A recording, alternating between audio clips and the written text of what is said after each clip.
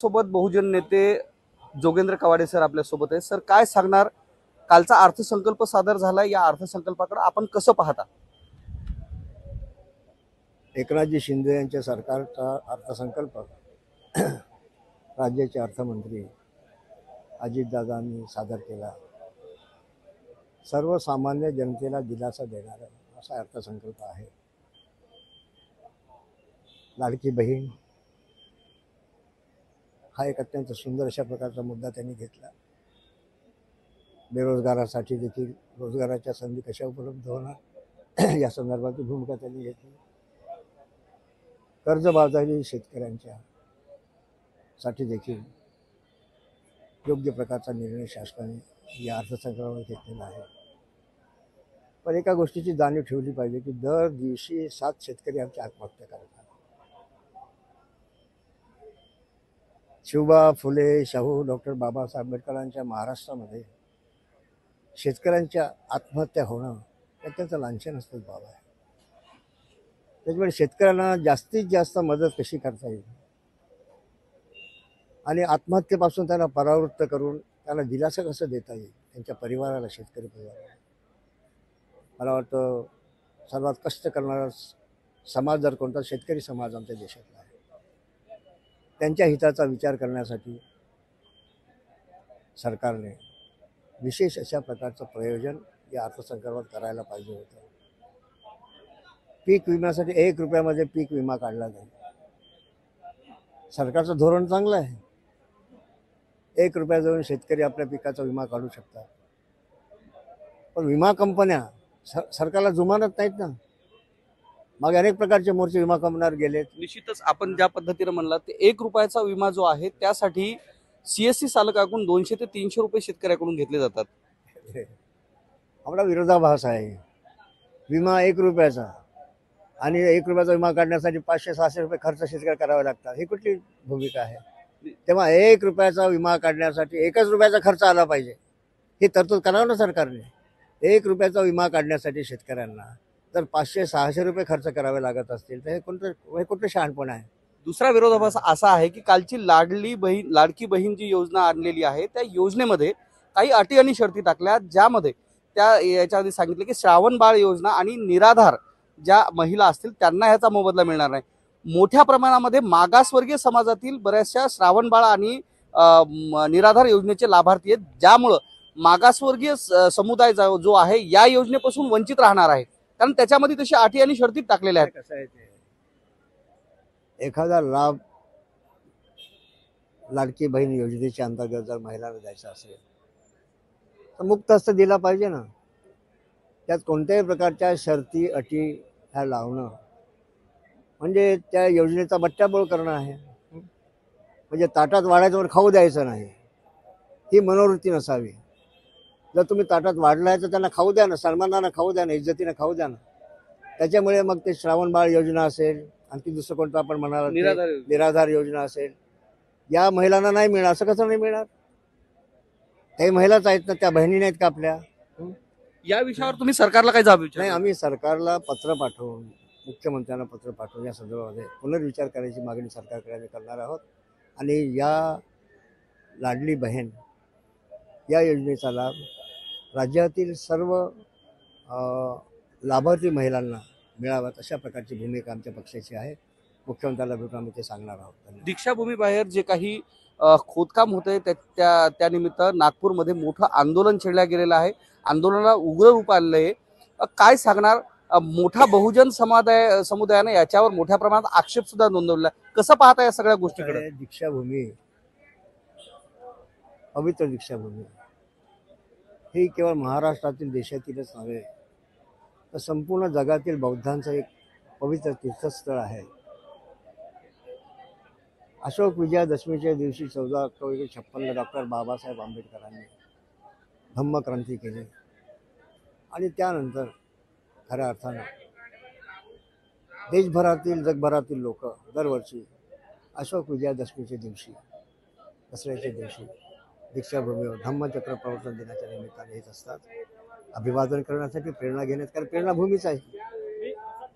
इतकं वर्ष सर्व काही ठीक चाललं होतं, पण आता त्या ठिकाणी महाराष्ट्र शासनाने 200 कोटी रुपये दीक्षाभूमीच्या विकासासाठी सौंदर्यीकरणासाठी मंजूर केले आहेत आणि विकास करण्यासाठी जबाबदारी सौंदर्यीकरण जबाबदारी नागपूर सुधार प्रन्यास दिलेली आहे.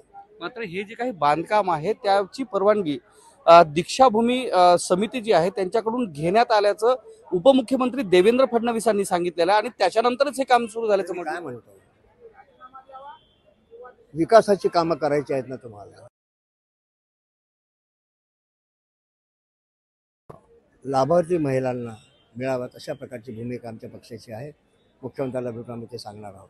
दीक्षाभूमी बाहेर जे काही खोदकाम होतंय त्यानिमित्त नागपूरमध्ये मोठं आंदोलन छेडलं गेलेलं आहे.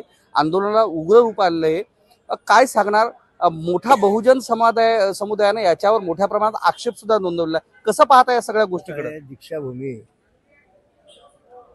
पवित्र दीक्षाभूमी ही केवळ महाराष्ट्रातील देशातीलच नव्हे तर संपूर्ण जगातील बौद्धांचं एक पवित्र तीर्थस्थळ आहे.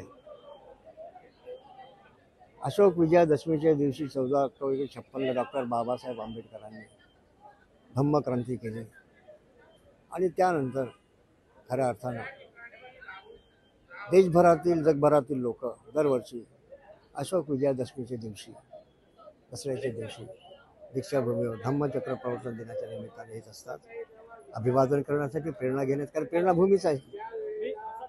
इतकं वर्ष सर्व काही ठीक चाललं होतं, पण आता त्या ठिकाणी महाराष्ट्र शासनाने 200 कोटी रुपये दीक्षाभूमीच्या विकासासाठी सौंदर्यीकरणासाठी मंजूर केले आहेत आणि विकास करण्यासाठी जबाबदारी सौंदर्यीकरण जबाबदारी नागपूर सुधार प्रन्यास दिलेली आहे.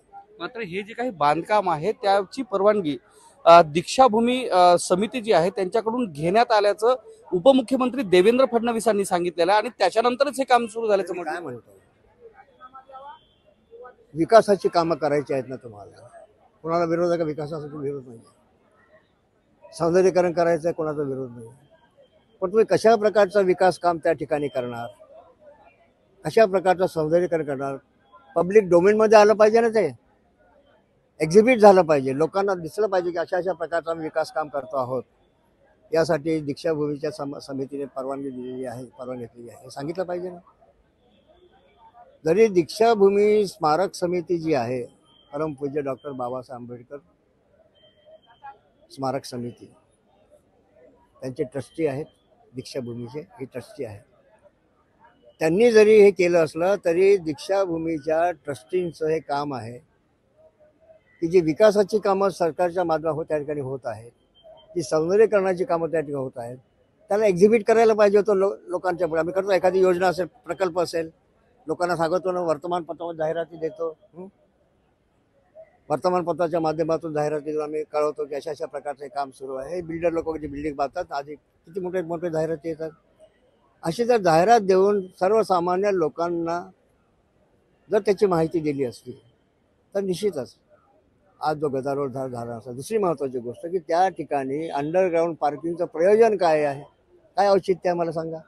आपल्याला असं वाटत नाही का दीक्षाभूमी समोर जे की ऐतिहासिक स्थळ आहे अशा दीक्षाभूमी समोर जे खोदकाम होतंय, ज्या ठिकाणी डॉक्टर बाबासाहेब आंबेडकरांचे पावन स्पर्श लागलेले आहेत, हजारो लाखो बहुजनांच्या ज्या भावना आहेत त्या दीक्षाभूमीशी जोडल्या गेलेल्या आहेत, तर ह्या भावना दुखावल्या प्रकरणी सरकारवर गुन्हा दाखल होणं अपेक्षित आहे की नाही? सरकारवर गुन्हा दाखल होईल की ना होईल, पण सर्वात महत्त्वाची गोष्ट अशी जी विकासाची कामं नागपूर सुधार प्रन्यासच्या माध्यमातून दीक्षाभूमी समिती करते आहे, तो विकासाचा आराखडा लोकांपुढे आधी सादर करायला पाहिजे होता.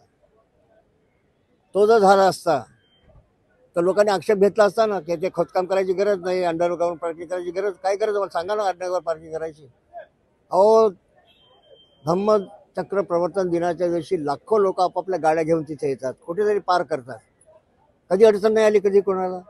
मग हे पार्किंग कोणासाठी करतात तुम्ही? सरकारच्या या व्यवहाराविषयी तुम्हाला काय वाटतंय? नाही, सरकारने या गोष्टीची दखल गंभीरपणे घेतली पाहिजे, कारण शेवटी या महाराष्ट्रातील, देशातील, जगातील बौद्धांच्या अस्मितेचा प्रश्न आहे दीक्षाभूमी. त्यामुळे महाराष्ट्राच्या सरकारने या प्रश्नाची दखल घेऊन ताबडतोब योग्य ती कारवाई करावी आणि लोकांना आवडत असेल ते. आता काय झालं, ते खोदकाम सुरू केलं, त्याच्यामुळे दीक्षाभूमीचं जे स्मारक स्तूप आहे, ऐतिहासिक स्तूप आहे, बाजूला आमचा बोधिवृक्ष, पवित्र बोधिवृक्ष आहे, त्याला जर धक्का पोहोचत असेल तर काय करणार मग आपण?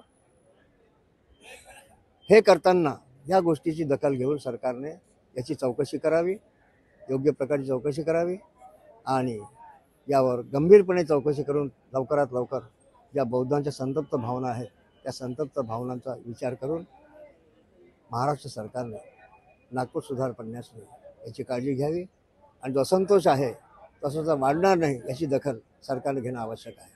नवीन 2 कायदे आजपासून सुरू होणार आहेत. इंडियन पिनल कोड जो आहे आजच्या दिवसापुरता आहे, उद्यापासून नवीन कायदा अंमलात येणार आहे. या 2 कायद्याविषयी तुम्हाला काय वाटतं, काय भावना आहेत? सुप्रीम कोर्टाचे चीफ जस्टिस न्यायमूर्ती चंद्रचूड यांनी देखील या कायद्याचं स्वागत केलं आहे. आपण पाहिजे तसं स्वागत केलं आहे आणि त्या कायद्यामध्ये जर सर्वसामान्य जनतेच्या फायद्यासाठी, सोयीसाठी जर कायद्यामध्ये बदल झाले असतील तर त्याचा विचार, आता हे पार्लमेंटचं सेशन सुरू आहे, त्याची चर्चा झाली पाहिजे साधक बाधक. कायदे कसे आहेत, आता मी तर वाचला नाही कायदा, पण जुने IPC काय म्हणतात, इंडियन पेनल कोड गेला नाही, आता त्याला न्याय म्हणतात त्याला. तर ही जी भूमिका आहे ही सर्वसामान्य लोकांना, जसं दीक्षाबद्दल बोललो, एक्झिबिट करायला पाहिजे, लोकांना कळायला पाहिजे की नवीन कायद्यामध्ये काय आहे, क्रिमिनल प्रोसिजर कोडमध्ये काय आहे, हे लोकांना कळायला नको, लोकांना अवगत करायला नको, लोकांचं प्रशिक्षण व्हायला नको, प्रबोधन व्हायला नको. असाही आक्षेप घेतला जातो की सरकारनं स्वतःच्या सोयीसाठी हे नवीन 2 कायदे आणलेत बोलले जाते. नाही, आता हा कसा आहे, हा पार्लमेंट सुरू आहे, पार्लमेंटमध्ये जे आमचे लोकप्रतिनिधी आहेत, सरकार तर करेलच, पण विरोधी पक्षामध्ये मोठा प्रबळ आमचा विरोधी पक्ष आहे पार्लमेंटमध्ये, त्यांनी देखील या प्रश्नावर गंभीरपणे चर्चा करायला पाहिजे आणि त्या नवीन कायद्यात जर काही त्रुटी असतील त्या त्रुटी दूर करून योग्य प्रकारचा कायदा कसा होईल, सर्वसामान्य लोकांना दिलासा कसा मिळेल, अशा प्रकारची भूमिका आमच्या विरोधी पक्षाने घेतली पाहिजे. शेवटचा प्रश्न सर, ज्या पद्धतीनं आपण तिची भूमिका सरकारची जी आहे, जी विद्यार्थ्यांची PhD धारक विद्यार्थ्यांची फेलोशिप आहे, त्या फेलोशिप अद्याप मिळाली नाही, त्या संदर्भात बैठका होणार होत्या असं सांगण्यात आलं, त्याच्यावर अद्यापही सरकारनं निर्णय नाही घेतलेला आहे. महाराष्ट्राचे मुख्यमंत्री एकनाथजी शिंदे यांना सांगितलं आहे, अनुसूचित जाती जमाती आणि आमच्या सारथी महाज्योतीचे जे विद्यार्थी आहेत, PhD स्कॉलर्स आहेत, त्यांच्या अनुसूचित जातीकरता त्यांनी अत्यंत काय म्हणजे फॉरेन स्कॉलरशिप, परदेशी शिक्षणासाठी देण्याची शिष्यवृत्ती, त्यासाठी त्यांनी जे नवीन प्रारूप त्यात अत्यंत धोकादायक आहे. आमचा अनुसूचित जातीचा विद्यार्थी कोणत्या वातावरणात शिकतो? लाईट नाही, घर नाही, दिवा नाही, बत्ती नाही, खायला सोय नाही, अशा वातावरणात आमचा विद्यार्थी शिकतो. आधी कमीत कमी 50% असेल तर त्याला, या संदर्भात मुख्यमंत्र्यांना बोलणार होतं. आता त्यांनी 75% केलं. ज्यांची मॅट्रिक पासून तो डिग्रीपर्यंत 75% ज्याला गुण प्राप्त असेल, मार्क्स प्राप्त होतील, त्यांनाच विदेशीसाठी मी मान्यता देऊ, अशा प्रकारचे नवीन धोरण सरकारने आणलं. म्हणजे ही भूमिका जी आहे सरकारची, हे दलितांच्या, अनुसूचित जाती जमातीच्या विद्यार्थ्यांच्या कल्याणासाठी आहे, की त्यांना विकासापासून कुजवत ठेवायचं, ही त्यांची भूमिका आहे. याचा पुनर्विचार सरकारने केला पाहिजे. आणि दुसरी महत्त्वाची गोष्ट अशी, आपण दीक्षाभूमीचा विषय निघालाच, परमपूज्य बाबासाहेब आंबेडकर दीक्षेच्या वेळेला नागपूरला सीताबर्डी स्थित श्याम हॉटेल आहे, तिथे माईसाहेब आंबेडकर, बाबासाहेब, महास्थवीर चंद्रमणी महागुरू ते थांबले होते. आम्ही अनेक वर्षापासून मागणी करतो की ज्या श्याम हॉटेलमध्ये बाबासाहेब सहकुटुंब थांबले दीक्षेच्या वेळेस, त्या श्याम हॉटेलला महाराष्ट्र सरकारने, जसं लंडनमध्ये घर घेतलं ना सरकारने, तसं धम्म क्रांती स्मृती विहार श्याम हॉटेल ताब्यात घेऊन त्याचं धम्म क्रांती स्मृती विहारात रूपांतर करावं, अशा प्रकारची आमची अनेक वर्षापासून. आणि महत्त्वाची गोष्ट अशी की एकनाथजी शिंदे यांनी देखील त्याला मंजुरी दिलेली आहे. त्याचं बजेट प्रोव्हिजन झालं तर ते काम सुरू होईल. धन्यवाद. तर हे आपल्यासोबत होते जोगेंद्र कवाडे सर, ज्यांनी महाराष्ट्रातील परिस्थिती, ज्यावर राज्य सरकार ज्या पद्धतीची भूमिका घेत आहे त्याविषयीचं भाष्य केलं. ज्यात दीक्षाभूमी असेल, विद्यार्थ्यांची फेलोशिप असेल, त्याच पद्धतीनं श्याम हॉटेल जे की ज्या ठिकाणी डॉक्टर बाबासाहेब आंबेडकरांनी दीक्षा घेतली त्यावेळी त्या ठिकाणी अधिवास केला होता, त्या श्याम हॉटेलला सुद्धा ऐतिहासिक स्थळ ठरवून ते राज्य सरकारने ताब्यात घ्यावं अशी विनंती त्यांनी सरकारकडे केली. कॅमेरामन दीपकसह मी धनंजय सोळंके, विधान भवन, मुंबई.